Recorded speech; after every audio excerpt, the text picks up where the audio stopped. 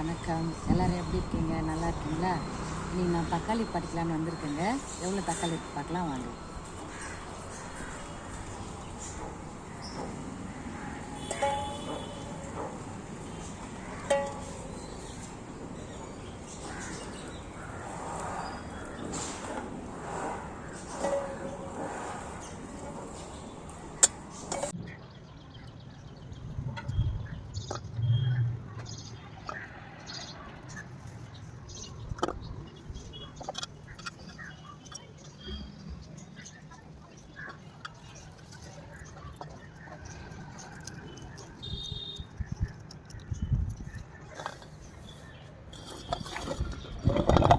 பாருங்கள் எவ்வளோ தக்காளி இருக்குன்னு.